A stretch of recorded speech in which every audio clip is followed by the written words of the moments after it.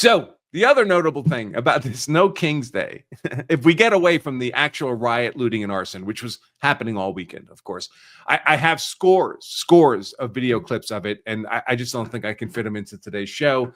They're all over social media. And but for the ones who were not actually committing riot, looting, and arson, they were just insane.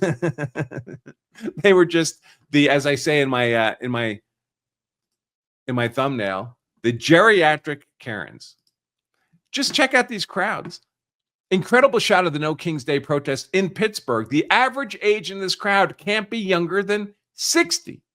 60. So we have the violent, mask-clad, riot, looting, and arson attacking our law enforcement, attacking our military, attacking our Marines. We have the ultra-violent, crawled out of their mom's basement contingent of the progressive fascist left, fighting against American sovereignty and national borders, fighting to keep 100 million illegal migrant third world invaders in our nation, consuming scarce American resources by the trillions of dollars, housing, healthcare, education, social services, more. We have them committing bonus crimes that we don't need. We don't need any more crimes from third world migrant invaders. We have plenty of crime ourselves already. Thank you very much. And their mere presence is counted for the apportionment of seats in the House of Representatives so that the Democrats currently possess 20 to 30 to 40 House seats they would not possess but for the physical presence of these illegal migrant third world invaders being counted in the U.S. Census. That's what they're fighting for. To dissolve American society and culture as envisioned by our founders.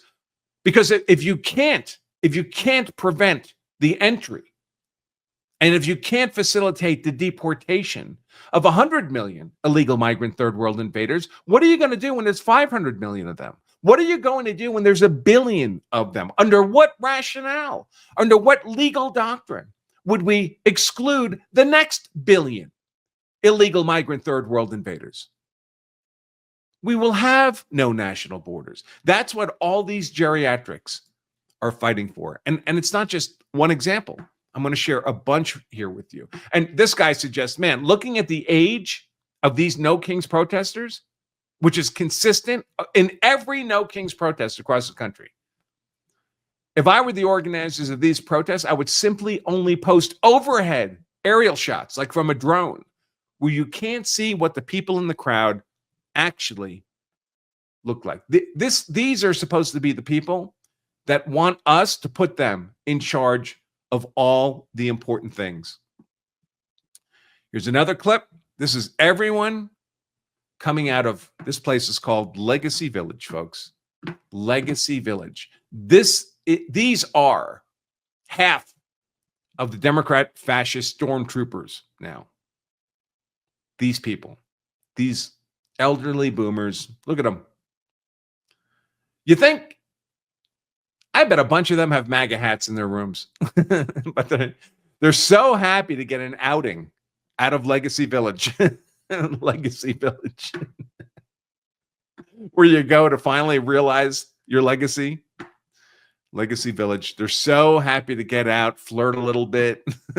You know, the highest rates of STDs today are found in nursing homes. Did you know that? And they're getting it on. Did you know that in all 50 states, self-defense law, not gun law, but self-defense law, uses a simple 5-element test to see if your use of defensive force was legally justified? And that same test applies no matter what state you're in or what tool you use to defend yourself. If you're missing even one of those required elements, however, you've made yourself an easy conviction for an aggressive prosecutor. My name is Attorney Andrew Branca, and I've worked more than 30 years as a self-defense attorney.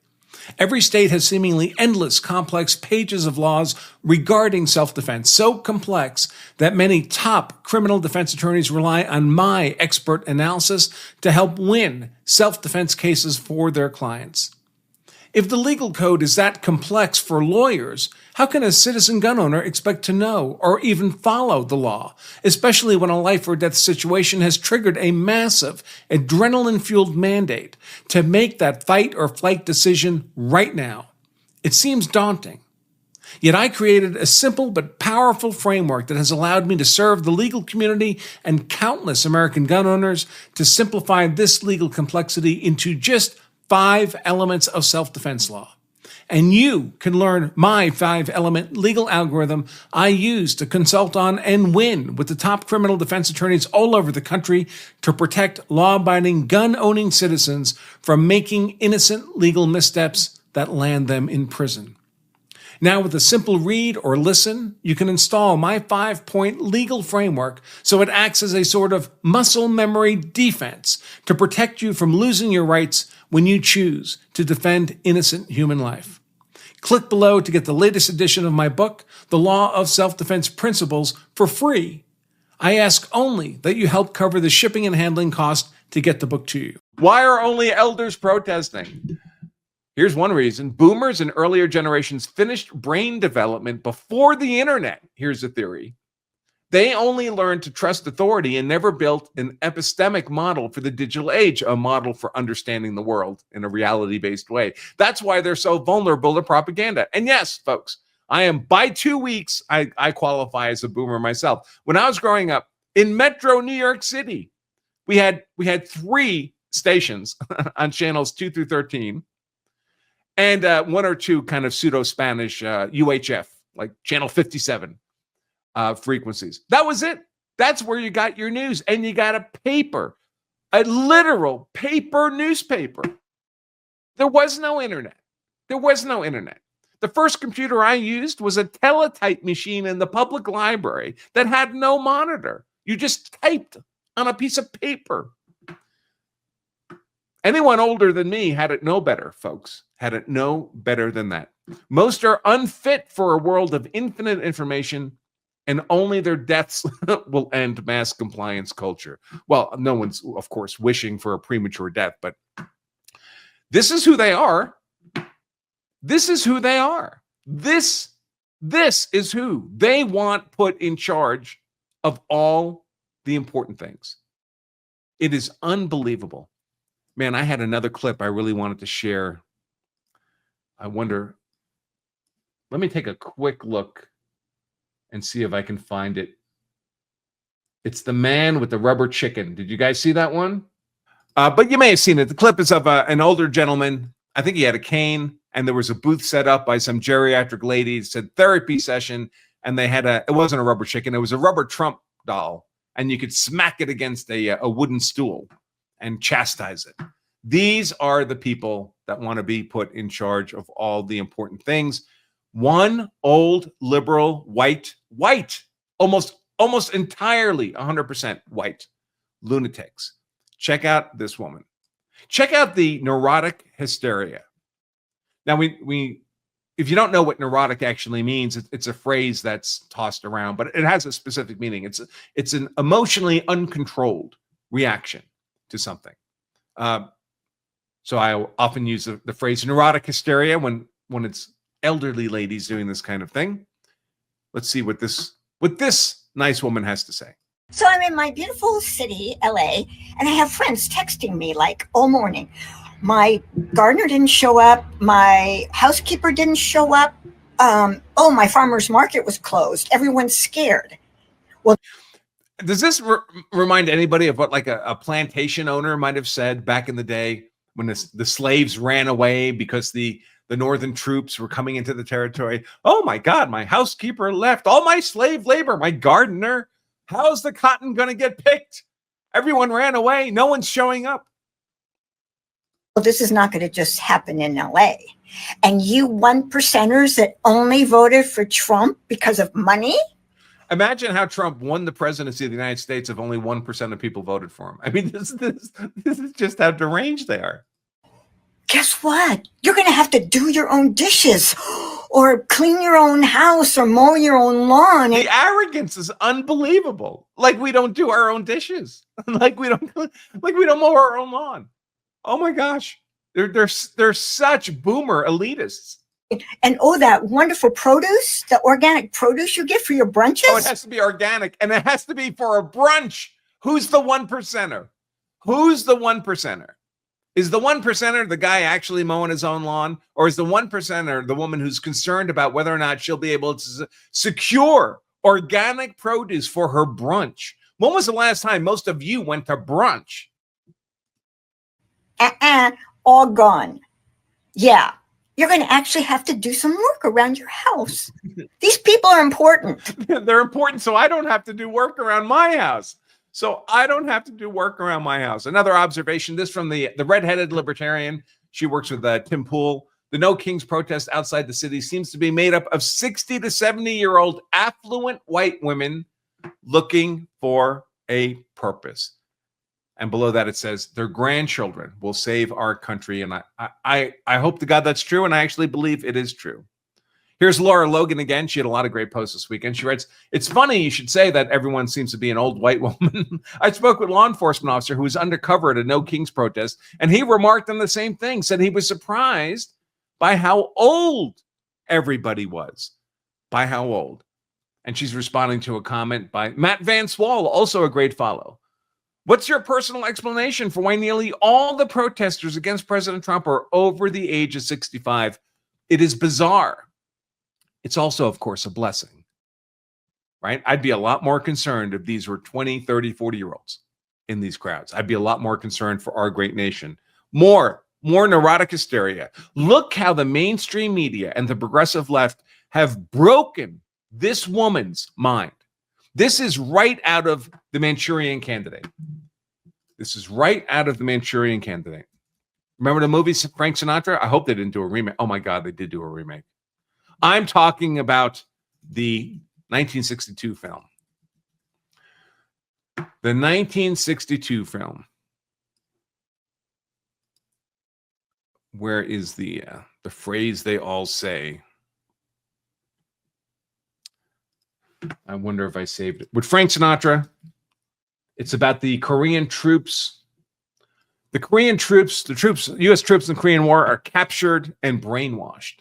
They're brainwashed. One of them is turned into a traitor, essentially, brainwashed into being a traitor. He's to assassinate an American politician, and all his fellow soldiers are brainwashed into, well, as they say, the intended assassin, the Manchurian Candidate, Raymond Shaw. They say, Raymond Shaw is the kindest, bravest, warmest, most wonderful human being I've ever known in my life. Every time any one of the troops captured with him is asked about Raymond Shaw, they all say exactly the same thing. He's the kindest, bravest, warmest, most wonderful human being I've ever known in my life. That's what these brainwashed, progressive, leftist, geriatric Karens are like. These NPCs, their minds have literally been broken. I'm just so scared. I'm 74 years old. I worry about everything, and I just am so scared and upset. This woman is a victim of abuse. She is a victim of abuse. It is terrible. This is elder abuse. They've broken this poor woman's mind. I don't understand why people voted for this person. Mr. Guns and Gear, a great follow, says, I have a family member like this. All the propaganda and fear tactics work on them and they respond like a lemming. It is sad. It is sad. Comment below that says, this is my 65-year-old brother. He's been on permanent disability since 1988.